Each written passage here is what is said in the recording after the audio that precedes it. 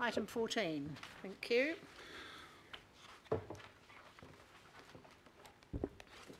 Over to you. Kia ora koutou. This report provides an update of current expenditure and activity for the second quarter of the current financial year. It covers October through to December. The report tracks progress on 26 projects and initiatives contributing to Māori transformational activity for the current financial year. And just to note that there's a number of initiatives within this that are yet to commence, which are currently underway in the current quarter, which we'll report to you for quarter 3. Happy to take any questions. Right, questions? Councillor Cracks. Yeah, just around the Amity Project, how much work is being done on that, and where are you at with that? Certainly that's information provided by Auckland Transport. Significant work's been undertaken with engagement, in particular with mana whenua, and they've currently got a working party with mana whenua working on that project, including a number of cultural impact assessments. And that includes the Reeves Road flyover? Yes. Okay. Have Auckland Transport told you that that project has been deferred for 10 years? Not at the moment in terms of... Well, they should, and I would tell them immediately if I were you that, or ask them what's going on with that project, because I'd hate to think that people were working on various aspects of that Reeves Road flyover when in fact Auckland Transport has already canned the project. Right, thank you. Councillor Watson. It just shows you, Madam Chair, that the CCOs are not giving us the information that we are required, all parts of the council are being required to help them make good decisions. Yep. Councillor Watson. Yeah, I just wondering, in amongst all the transformational activity, if there's any scope for the feedback that we've been receiving from some of the sports forums around, and I think particularly out in Manariwa and Papakura, where the two league clubs, which are biggest clubs in New Zealand, and where the Maori membership and leadership, in fact it is overwhelmingly Maori, whether organisations like that have got any access to any help or resources, because they're looking to expand beyond just the sporting code. They're looking to go into environmental, economic benefits to their community. Are they able to tap in on any of the resources here to help them? Certainly in terms of our current focus is working with our sport parks and rec people around developing a Māori sport program of action, which should accommodate some of those aspects. And the other key initiative is really encouraging Māori to participate in the LTP process so that we can identify some of those opportunities and issues going forward. Yeah, these people are doing the work on the ground now, and they want to go a bit further. So they're an amazing resource, and I guess they should be supported in any way they can. Thank you. Member Taipari. Kia ora, Madam Chair. Just want to understand in terms of the projects like Kaitiaki Tanga projects, Mata Waka networks, Papakainga development, Māori responsiveness planning, treaty audit response. I understand there's been no expenditure on those projects. What assurances can be provided that those projects will be delivered on by the end of the project and the expenditure put forward? So certainly work's been commenced on a number of those areas in this quarter. So at the next quarterly report we'll be able to provide specific expenditure information on those activities. And the other one is, Madam Chair, is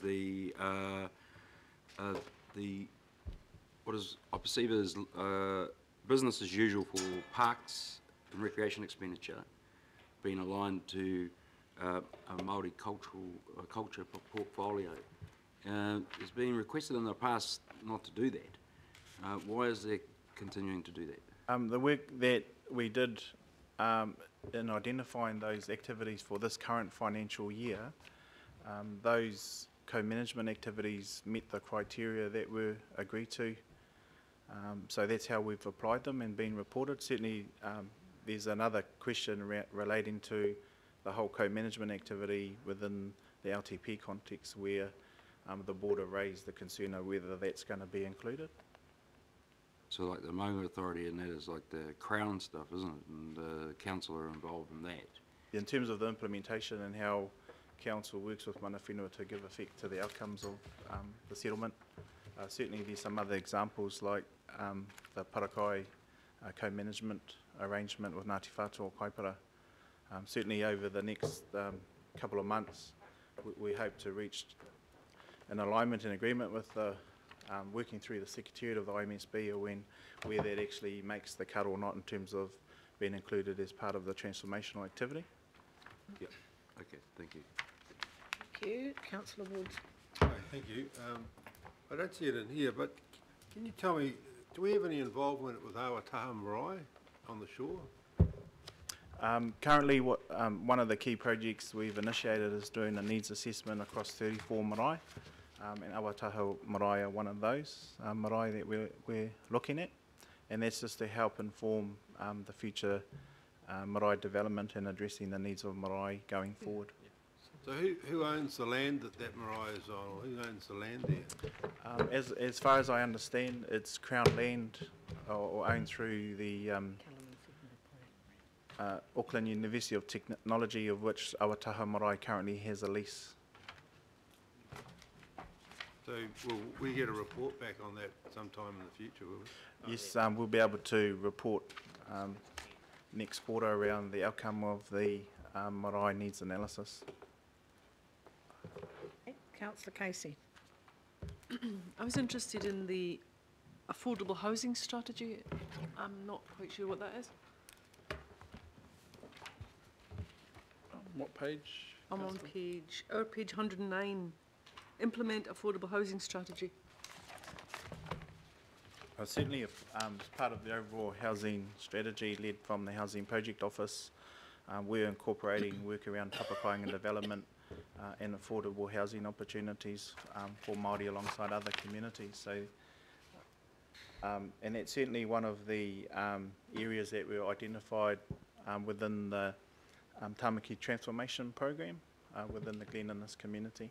How did everyone know? And the budget, there's a wee statement about the budget. It says expenditure of 100k was reported, but it was actually 5. But there's nothing in the budget line.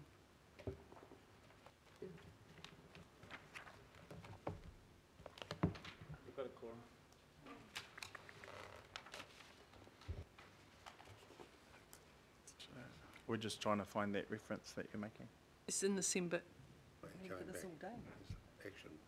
So just confirm, so it's part of the housing action plan, and there is a budget Yes. for it. Yes. And the budget could be, The second part of the report identifies are those activities that are under general budgets that departments and CCOs have focused on Māori elements. So in terms of, we'll need to go back to that business area to get that specific detail. I'd be interested in that, Johnny, thanks. Right, thank you very much. It's been moved and seconded. Oh, Councillor Sorry, Collins. just one quick question. I should probably know this, but can you explain for me what mana whenua capacity contracts is? I mean, it's the biggest line item there in your annual budget. So within the Local Government Act, that provides an opportunity for council to contribute capacity in order for Māori to participate in council processes. We on an annual basis provide across 19 of the mana whenua iwi of Auckland capacity funding agreement that enables work to be undertaken around strengthening the internal processes to be able to effectively engage with Māori.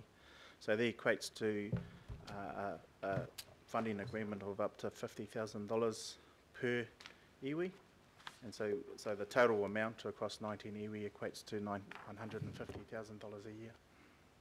And is there a place where we could get a breakdown of that? Yes, we can provide a more detailed breakdown in terms of each of the capacity funding agreements and provide an example of what they're resourcing in terms of development of mana whenua capacity. Thanks, it'd be helpful for my information if you could provide that. Thank you. Councillor Wood. Yeah, Councillor Casey's committee yesterday at Manukau, the issue of Maori Wardens came up and was talked about in relation to working with Auckland Transport on the trains and transport system, and there was debate. I think Councillor Filipina was talking about it as